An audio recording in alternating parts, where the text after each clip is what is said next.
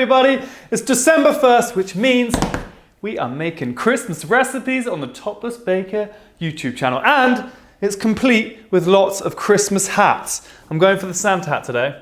I like it. And we pimped up the studio, the kitchen, with Christmasness. We've got a Christmas tree, flashing lights, edible ornaments. That recipe's out next week, so you've got to stay tuned for that. We've got an elf on the shelf. We've got, what that other thing's called? I can't remember what that's called. A stocking, there we go.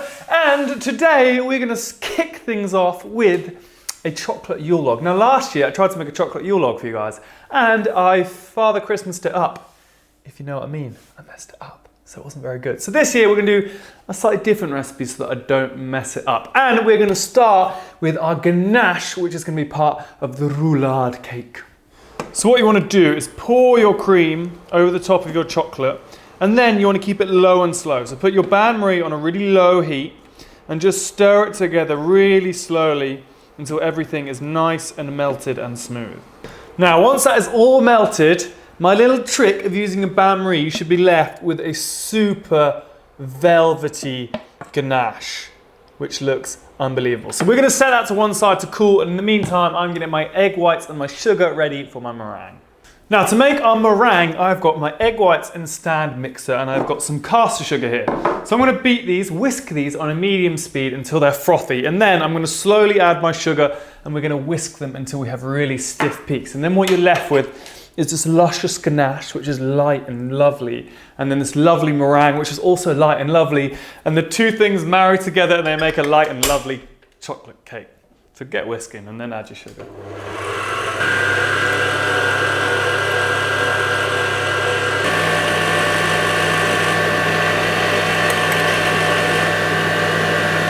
So I'm done whisking my egg whites now, and they are super stiff. Can you see that? So stiff.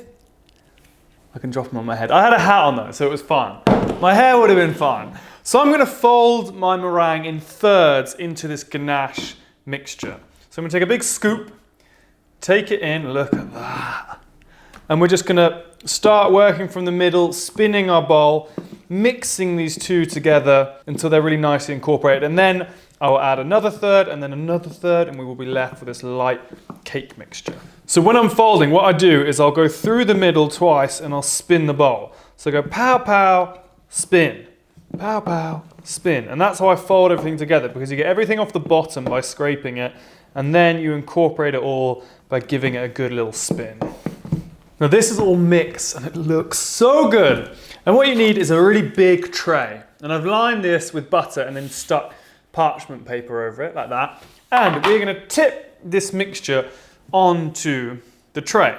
Now, if you don't have a tray this big, I probably wouldn't use all the mixture. That's just my advice, because it will puff up quite a lot. It's just a little trick in case you don't have it. But pour that on, give it a little spread, get it into the edges, into the corners. So I've just spread out all that mixture. And now I'm gonna put this in the oven for about 16 to 18 minutes at 190 degrees C. Now, if you've used a smaller tin, I'd probably check it after like 14 minutes, because your baking time is going to vary a little bit. So just stick a toothpick in it. Once it comes out clean, that's when you know it is baked, and you want to let it cool completely before you move on to the next stage. So our cake is out of the oven, and it looks a little bit ugly. There's a couple cracks, but do not panic. We're going to roll this thing up.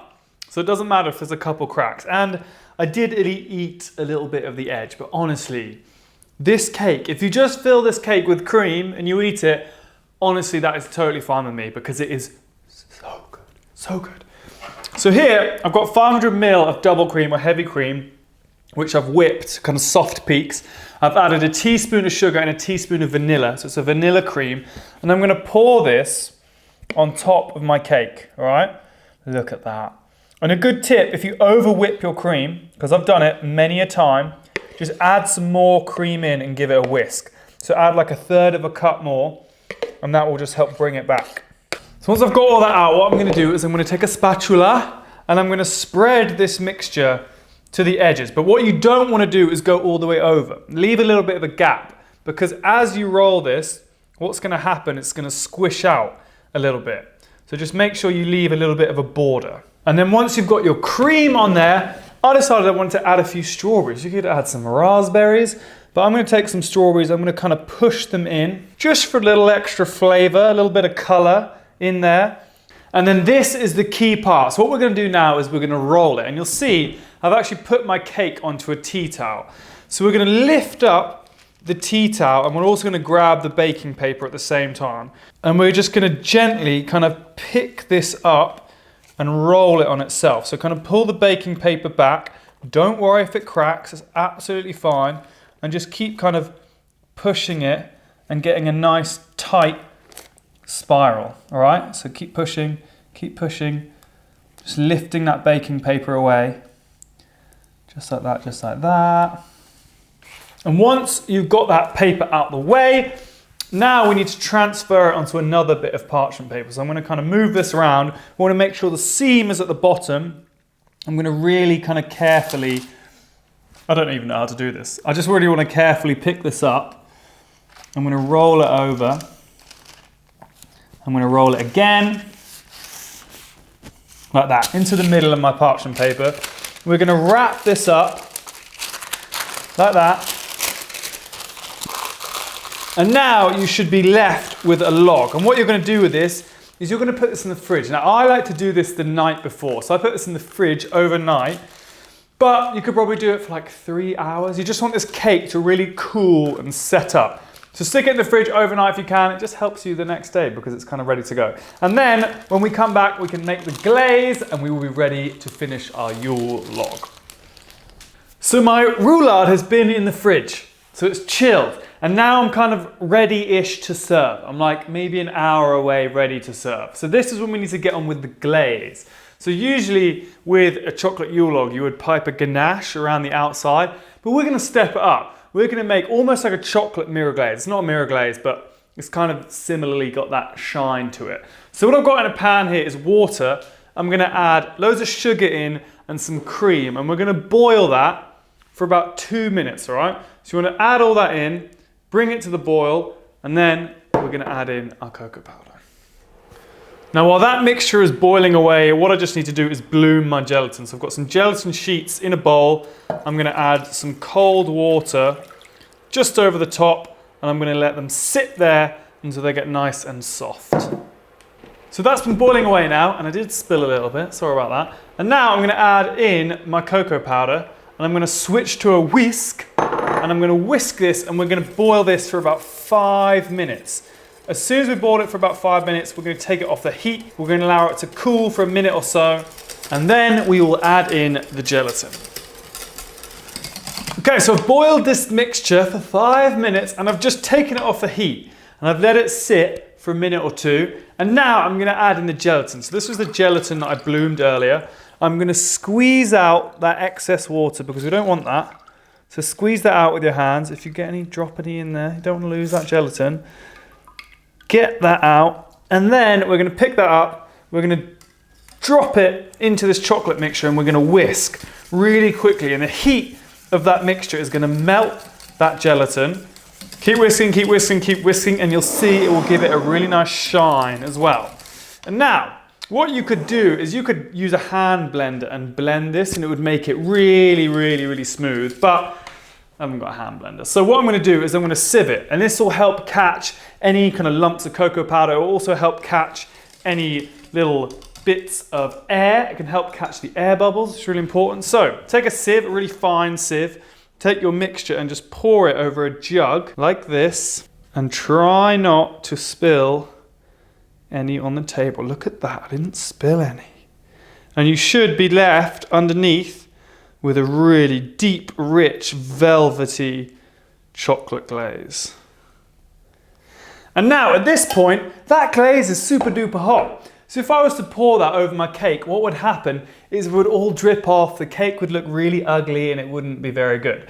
So we need to cool this to about 35 degrees Celsius. Now, if you don't have a digital thermometer, which you might not have, what you're basically looking for it to be is a little bit warmer than body temperature. So stick your finger in it. If it's just a tiny bit hotter than maybe your body is, then it's good to pour. But if it's too hot and you're like, ow, then it's too hot. So I'm gonna let that cool, and we're gonna come back and we're gonna pour it on top of our cake soon. So I've taken my little roll out of the fridge, and what I've done is I've just trimmed the edges because they were kind of frumpy, bumpy, ugly. So I just took a hot knife and whipped off the edges so that's super clean. And it's important that you've got it on a rack, all right? And we're going to put the rack over a tray, and our glaze is now a bit thicker. Look at that. It's thicker. You'll see it's thicker. It's super shiny. It's about 36 degrees now. I checked with my thermometer. And what I'm going to do is I'm going to pour it on our cake. And this is basically it. So I'm going to give it one final stir, just in case it's got a skin on it. Just give it a little bit of a stir. And then we can start pouring.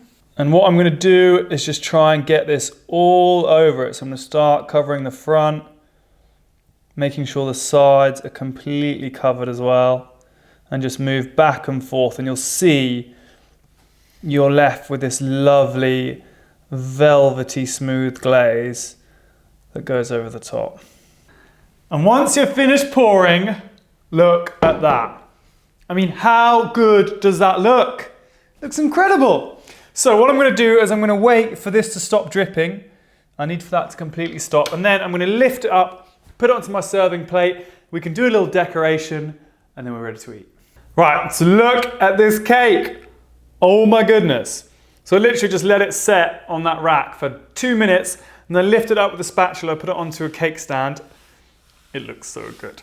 Right, to decorate, you can basically do anything. I was trying to come up with something different. So what I decided to do was I created these. These are what I'm calling chocolate twigs, like tree branches. Because it's a Yule log, what I basically did is I took tempered chocolate and I put it in a piping bag and I piped it onto a bed of cocoa powder. I made those last night, so they've been in the fridge overnight. I'll make sure you've got the recipe in the description box, so don't worry about not knowing how to do it. I'll write it all out. But I'm going to take these little chocolate logs and I'm just going to kind of dot them over the top with a few raspberries just to show them that there's a bit of fruit in the center. And then that is it. But you can decorate however you want. If you want to put gold spray on it, if you want to put some macarons on the top, if you want to put white chocolate drizzle, do it. Do your own thing, right? So take your little chocolate logs and I'm just going to literally kind of place them on the top, and they should stick really nicely to this glaze. So there we have it, guys. The finished Yule log. Oh my God, it went so much better than last year's. Last year's was a disaster. But this is probably the hardest thing we're going to make for the Christmas recipes, but it's not even that hard. Look how good that looks. Those little twigs, unbelievable. So let's cut into this. I've heated up my knife. You want a nice warm knife. I'm just going to cut into the middle. I mean, who's being polite here? You can obviously cut it into strips, your family. I'm just going to cut down the middle. Here we go. Okay, it's time for the big reveal. Oh my goodness.